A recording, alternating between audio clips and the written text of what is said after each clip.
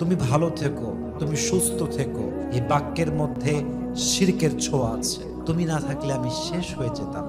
তুমি আছো বলেই আমি আছি। তুমি নাই তো আমি শেষ হয়ে যেতাম। এই বাক্যের ভেতরে শিরকের ছোঁয়া আছে। তুমি আমার সবকিছু। এই বাক্যের মধ্যে শিরকের ছোঁয়া আছে।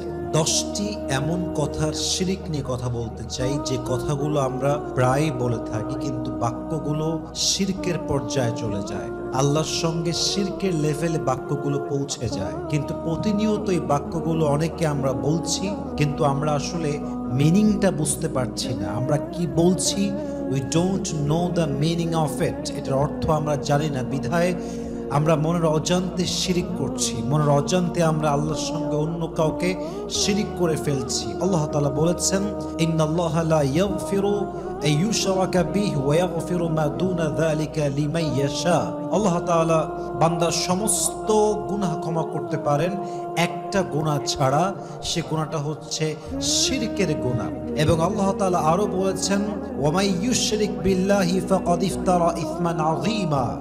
যে শিরিক করলো, পৃথিবীতে সবচেয়ে বড় পাপের নাম হচ্ছে শিরকের পাপ। যে শিরিক করলো সে সবচেয়ে বড় পাপ করলো। বলেন সবাই নাউজুবিল্লাহ। 10টা বাক্য এমন বলতে চাই যে বাক্যগুলো শিরকের পর্যায়ে যায়। হয়তো আমাদের ইন্টেনশন এরকম নয়, হয়তো আমাদের মনের ইচ্ছা আমাদের শিরিক নয়, কিন্তু বাক্যগুলো শিরকের পর্যায়ে পৌঁছে যায়। নাম্বার 1, আমরা মাঝে মাঝেই বলি তুমি ভালো থেকো, তুমি সুস্থ থেকো। এই বাক্যের মধ্যে শিরকের ছোঁয়া আছে। এই বাক্যের মাধ্যমে আমরা না বুঝে না জেনে শিরিক করছি। আমরা যখন বলছি তুমি ভালো থেকো, তুমি সুস্থ থেকো, বাহ্যিকভাবে অর্থ ঠিক আছে, আমরা বলে স্বাচ্ছন্দ্য বোধ করছি, বাট এর গভীরতা আসলে কোথায়? We don't know the exact meaning of this sentence. মূল কথা হচ্ছে, বুঝে শুনে শুনবেন পয়েন্টটা। তুমি ভালো থেকো, সুস্থ থেকো। আপনারা আমাকে উত্তর দেন তো, মানুষ কি চাইলে নিজে নিজে ভালো থাকতে পারে? না ভালো রাখার মালিক একজন, তিনি কে? মানুষ চাইলে নিজে নিজে ভালো থাকতে পারে না। মানুষ চাইলে নিজে নিজে সুস্থ থাকতে পারে না। আরে মানুষ যদি নিজে নিজে ভালো থাকতে পারতো, কারো মন কখনো খারাপ হতো না। মানুষ যদি নিজে নিজে সুস্থ থাকতে পারতো, মেডিকেলে কোনো পেশেন্ট পাওয়া যেত না, ডাক্তারের কাছে কোনো রোগী পাওয়া যেত না। অতএব সঠিক বাক্য হচ্ছে, আল্লাহ তোমাকে ভালো রাখুক, আল্লাহ তোমাকে সুস্থ রাখুক। এই বাক্যের মধ্যে শিরকের ছোঁয়া নেই।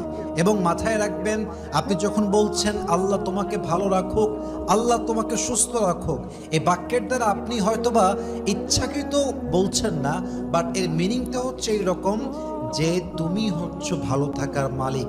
তুমি চাইলে ভালো করতে পারবা, তুমি চাইলে খারাপ করতে পারবা, but in reality the matter is not like that.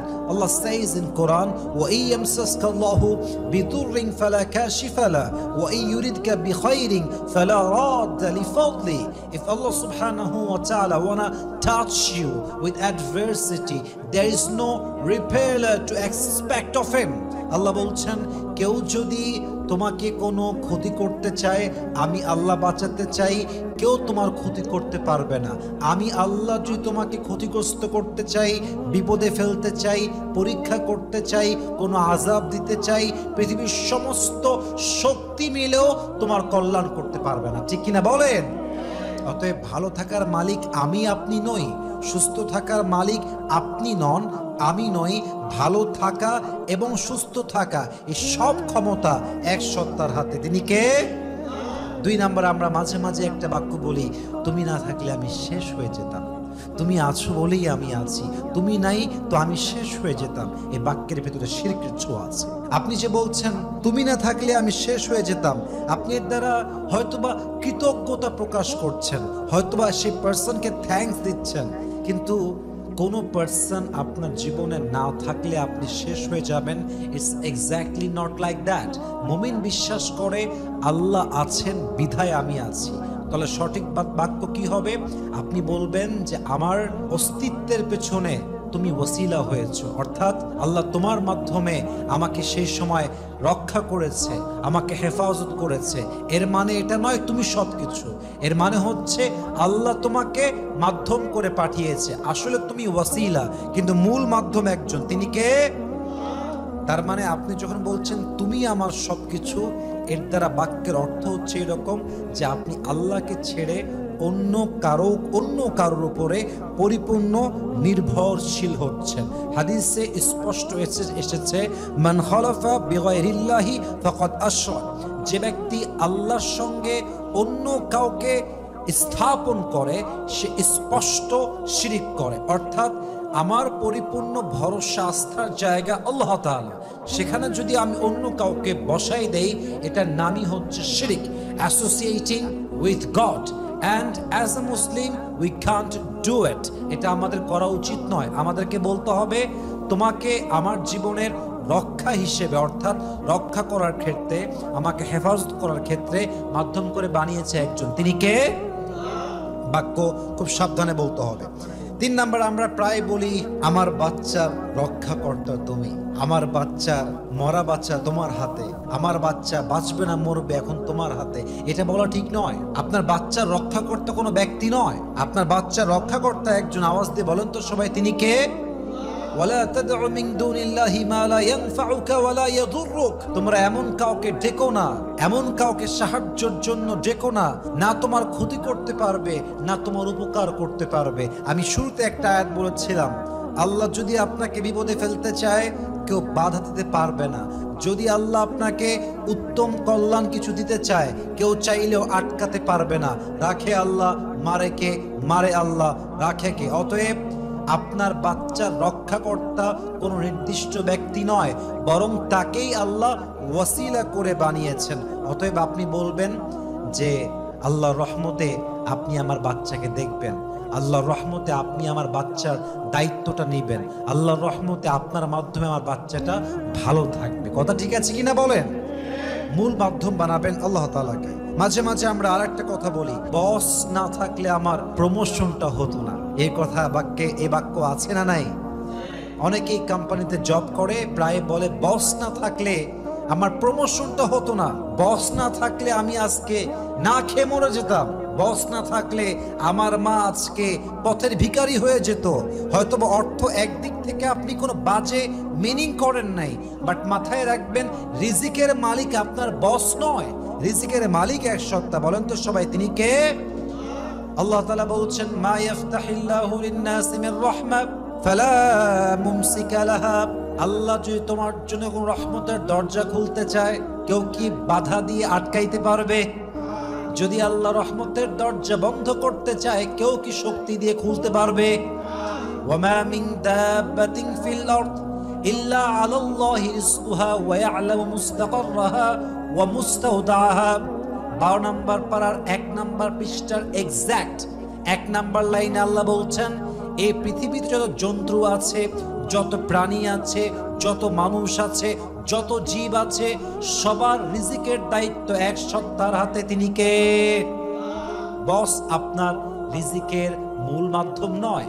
আপনি বলেন যে আমার প্রমোশনের ক্ষেত্রে বসকে আল্লাহ ওয়াসিলা বানিয়েছেন, এটা হচ্ছে সঠিক বাক্য। অতএব আমার বস জাস্ট একটা মাধ্যম, কিন্তু মূল শক্তি একজনের হাতে। তিনি কে? 5 নাম্বার, ডাক্তার না থাকলে আজকে মরেই যেতাম, ডাক্তার না থাকলে আজকে আমার বাচ্চাটা মরেই যেত। স্পষ্ট এই বাক্যের ভেতরে শিরকের ছোঁয়া আছে। এর কারণ জীবন এবং মরণ এটা ডাক্তারের হাতে নয়। ডাক্তার তো জাস্ট একটা বাহ্যিক রূপে ট্রিটমেন্ট দিবে, বাট হায়াত এবং মওতের মালিক একজন। আওয়াজ দিয়ে বলেন সবাই, তিনি কে? 29 নাম্বার পারার 1 নাম্বার পৃষ্ঠা সূরাতুল মুলকের 2 নাম্বার লাইন আল্লাহ তাআলা বলছেন আল্লাযী খালাকাল মাউতা ওয়াল হায়াতা লিয়াবলুয়াকুম আইয়ুকুম আহসানু আমালা। আমি আল্লাহ জীবন সৃষ্টি করেছি, আমি আল্লাহই মরণ সৃষ্টি করেছি। আমি যাকে চাই জীবন দেই, আমি যাকে চাই মরণ দেই। জীবনে বাঁচা এবং মরা মানুষের হাতে নেই, ডাক্তারের হাতে নেই, এটা আছে এক সত্তার হাতে। বলেন সবাই, তিনি কে? অতএব বলবেন যে ডাক্তারের মাধ্যমে আল্লাহ আমার জীবনটা বাঁচিয়েছেন। আল্লাহ ডাক্তার সাহেবকে আমার জীবন বাঁচাবার ক্ষেত্রে ওয়াসিলা বানিয়েছেন। এবং মাথায় রাখবেন ডাক্তার হায়াত এবং মওতের মালিক নন, হায়াত এবং মওতের মালিক একজন। তিনি কে? আরেকটা বাক্য আমরা বলি 6 নাম্বার, বিশেষ করে এটা আমরা হয়তোবা ওয়াইফকে বলি অথবা ওয়াইফ তার হাজবেন্ডকে বলে, তুমি আমার সবকিছু। এটা আমরা প্রায় দেখবেন যে ওয়াইফকে হাজবেন্ড বলে, হাজবেন্ডকে ওয়াইফ বলে, তুমি আমার সবকিছু। হয়তোবা আপনার এখানে শিরক করার কোনো ইচ্ছা নেই, বাট এখানে বুঝতে হবে তুমি আমার সবকিছু মানে কি আল্লাহ বাদ হয়ে গেল? এটা আপনি কিভাবে বললেন? এটা আপনি কেমনে বললেন? আপনি এটা বলতে পারেন যে আল্লাহর রহমতে, আল্লাহর পরে, রসুলের পরে যদি আমি কাউকে বেশি ভালোবাসি সেটা তুমি। আল্লাহ এবং তার রসুলের পরে আমার জীবনের সবচেয়ে গুরুত্বপূর্ণ মানুষটা তুমি, আমার লাইফের সবচেয়ে গুরুত্বপূর্ণ ব্যক্তিটা তুমি, এভাবে বলতে পারেন। কিন্তু তুমি আমার সবকিছু বললে কেন যেন আল্লাহ মাইনাস হয়ে যায়, কেমন যেন বাক্যটা বেমানান হয়ে যায়, কেমন যেন বাক্যটা আপনাকে একদম শিরকের কাছে, শিরকের পর্যায়ে পৌঁছায় দেয়। এটা আপনি বলবেন না, মাথায় রাখবেন। হাজবেন্ড আপনার জীবনের সবকিছু নয়, গুরুত্বপূর্ণ। ওয়াইফ আপনার জীবনের সবকিছু নয়, গুরুত্বপূর্ণ। আপনার জীবনের সবকিছু হবে এক সত্তা। বলেন সবাই, তিনি কে? আল্লাহর হাবিব সাল্লাল্লাহু আলাইহি ওয়াসাল্লাম বলেছেন, ক্বালা নবী সাল্লাল্লাহু আলাইহি ওয়াসাল্লাম, আলা লা ইয়াজআল আহাদুকুম মা আল্লাহি ইলাহান আখার। সাবধান, তোমাদের মধ্যে কেউ যেন আল্লাহর সঙ্গে অন্য কোনো ইলাহকে স্থাপন না করে, শিরক না করে। অতএব মাথায় রাখতে হবে তুমি আমার সবকিছু, এটা আমরা বলবো না।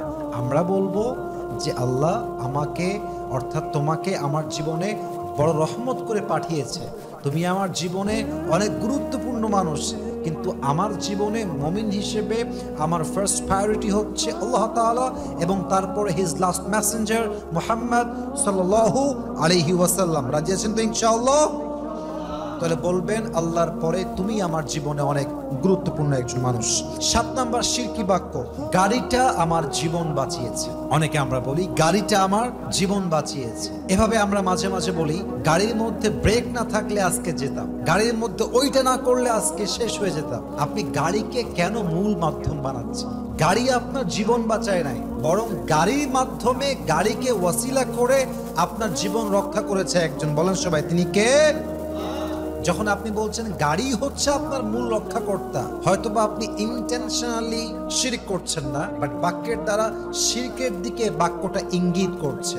ওয়া ইন তাদউ মিন দুনিহি মা লা ইয়ানফাউকা ওয়া লা ইয়াদুরুক, যদি তুমি আল্লাহকে ব্যতীত অন্য কাউকে ডাকো যে তোমার উপকারও করতে পারে না, ক্ষতিও করতে পারে না, এটা অ্যাজ এ মুসলিম তোমার কাজ হতে পারে না। তোমার কাজ সবকিছু ক্ষেত্রে তুমি ডাকবা একজনকে, মূল মাধ্যম বানাবা একজনকে। বলেন সবাই, তিনি কে? অতএব আপনি বলবেন গাড়ির মাধ্যমে আল্লাহ আমার জীবনকে হেফাজত করেছে। অনেকে আবার দেখবেন গাড়ি চলতে চলতে কোনো একটা কারণবশত, কোনো একটা পাথরের জন্য গাড়িটা সে স্টপ করে দিয়েছে আর সামনে অ্যাক্সিডেন্ট হয়ে গিয়েছে। এখন গাড়ির সামনে ছিল একটা পাথর, তাই সে গাড়িটা থামিয়েছে। এখন সেই লোকটা বলছে আজকে পাথর না থাকলে মরেই যেতাম, পাথর আমার জীবন বাঁচিয়েছে। এটাও শিরকের কথা, এটা শিরকের লেভেল। আপনি বাক্য এভাবে বলবেন না, আপনি বলবেন পাথরের মাধ্যমে, পাথরকে ওয়াসিলা করে আল্লাহ আমার জীবন বাঁচিয়েছেন। এটাই হচ্ছে সঠিক বাক্য। কারণ কি? আল্লাহ তাআলা বলেছেন, ইয়ানসুরকুমুল্লাহু ফালা গালিবা লাকুম ওয়া ইয়াখযুলকুম ফামান যাল্লাযী ইয়ানসুরকুম মিন বা'দি ওয়া আলাল্লাহি ফালইয়াতাওয়াক্কালিল মুতাওয়াক্কিলুন। যদি আল্লাহ তোমাকে সাহায্য করতে চায়, কেউ তোমার চুল পরিমাণ ক্ষতি করতে পারবে না। আর যদি আল্লাহ তাআলা রহমতের দরজা বন্ধ করে দেয়, যদি আল্লাহ সাহায্যের হাতকে না বাড়ান, পৃথিবীর কে আছে তোমার সাহায্য করবে? অতএব মুমিন হিসেবে, মুত্তাকি হিসেবে, একজন ইমানদার হিসেবে তোমার ভরসা কোনো ব্যক্তির উপরে নয়, পাথরের উপরে নয়, গাড়ির উপরে নয়, তোমার ভরসা হবে এক সত্তার উপরে। তিনি কে? অতএব আপনি বলবেন পাথরের মাধ্যমে আল্লাহ তাআলা আমার জীবনকে বাঁচিয়েছেন। 9 নাম্বার শিরকি বাক্য, তোমার জন্য আমার ভাগ্যটাই বদলে গেছে। মাঝে মাঝে এরকম আমরা বলি, তোমার জন্য আমার ভাগ্যই পরিবর্তন হয়ে গেছে। না না, ভাগ্য কোনো ব্যক্তি পরিবর্তন করতে পারে না, ভাগ্য কোনো ব্যক্তির দ্বারা পরিবর্তন হয় না, ভাগ্য কোনো বস দিয়ে পরিবর্তন হয় না, বরং আল্লাহ ব্যক্তির মাধ্যমে ওয়াসিলা করে আপনার নসিবকে, আপনার তাকদীরকে, আপনার ডেস্টিনিকে, আপনার ভাগ্যকে পরিবর্তন করে। ইট ডাজন্ট মিন যে সে আপনার ভাগ্য পরিবর্তন করেছে, ইট মিনস তার মাধ্যমে, তাকে ওয়াসিলা করে আল্লাহ আপনার ভাগ্যকে চেঞ্জ করেছেন, তাহলে সঠিক বাক্য কি হবে? ভাইজান, আপনার মাধ্যমে আল্লাহ তাআলা আমার ভাগ্যকে পরিবর্তন করেছে, এটা হচ্ছে সঠিক বাক্য। অতএব কাউকে কখনো বলবেন না যে ভাই আপনি আমার জীবনে আসার পর থেকে আমার ভাগ্যটাই চেঞ্জ হয়ে গেছে। ওয়াইফকে কখনো বলবেন না যে তুমি আমার জীবনে আসার পরে আমার ভাগ্যটাই পরিবর্তন হয়ে গিয়েছে, তুমি আমার ভাগ্যটাই চেঞ্জ করে দিয়েছো। সেই ব্যক্তিকে আপনি পরিপূর্ণ এটার দায়িত্বশীল বললে তো হবে না। মাথায় রাখবেন, ভাগ্য ওয়াইফ চেঞ্জ করে নাই, বস চেঞ্জ করে নাই, কোনো ব্যক্তি চেঞ্জ করে নাই। ভাগ্য তার মাধ্যমে তাকে ওয়াসিলা করে মূলত চেঞ্জ করেছে একজন, তিনি কে? তার হাতে আসলে কোনো শক্তি নেই। 9 নম্বর বাক্য গেল। 10 নম্বর বাক্য আমরা মাঝে মাঝেই বলি, সিসিটিভি ফুটেজ না থাকলে চোরকে আমরা ধরতেই পারতাম না। সিসিটিভি ফুটেজ না থাকলে আজকে আমরা অপরাধীকে ধরতে পারতাম না। সিসিটিভি ফুটেজ না থাকলে আজকে আমরা হত্যাকারীকে ধরতে পারতাম না। বাক্যটা খুবই সাধারণ, খুবই নর্মাল, কিন্তু এই বাক্যের ভিতরে শিরকের কিছুটা গন্ধ আছে। এর কারণ সিসি ক্যামেরা জাস্ট একটা মাধ্যম, জাস্ট একটা ওয়াসিলা। মাথায় রাখবেন, আল্লাহ যদি আপনাকে ধরার মতো সুযোগ খুঁজে না দিত, রাস্তা বের করে না দিত, যদি আল্লাহ সিসিটিভি ক্যামেরা ওপেন না রাখতো, আপনি কখনো চোর ধরতে পারতেন? পারতেন না। অতএব সিসিটিভি আপনাকে হেল্প করেছে, definitely it's true fact, this is the reality. But বাক্যটা মুসলিম হিসেবে একটু সাবধানে বলেন। আপনি বলবেন আল্লাহ তাআলা সিসিটিভি ফুটেজ দ্বারা আমাদেরকে অপরাধীকে ধরতে সাহায্য করেছে। এটা হচ্ছে সঠিক বাক্য, এটা ইমানদারের বাক্য। অতএব প্রত্যেকটা কথা যখন বলবেন খুবই সাবধানে বলবেন। কোন কথার দ্বারা কেমনে শিরিক হয়ে যায় এটা বুঝে শুনে বলবেন। এখন বলবেন হুজুর আমি সাধারণ মানুষ, ইসলাম কি এত কঠিন? আমি কি কথাই বলবো না আজ থেকে? কোন কথা বলে ফেলবো, জাহান্নামী হয়ে যাব?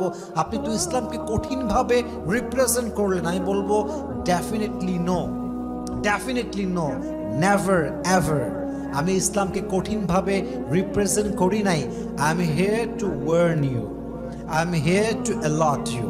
আমি আপনাকে জাস্ট সাবধান করতে চেয়েছি, এবং আমার মনে হয় এটা জাস্ট আমার ব্যক্তিগত মতামত নয়, এটা ইসলামের মতামত, এটা ইসলামের সিদ্ধান্ত, এটা ইসলামের সাজেশন।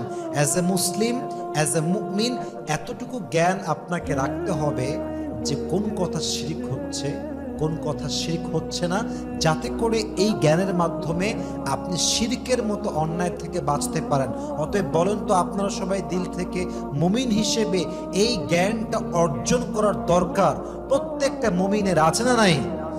আল্লাহ সবাইকে এই 10টা শিরকের গন্ধ যে বাক্যে পাওয়া যায়, প্রত্যেকটা বাক্য থেকে আল্লাহ তাআলা এই মুসলিম জাতিকে হেফাজত করুক। আমরা সকলেই জবান খুলে দিল খুলে পড়ছি আমিন।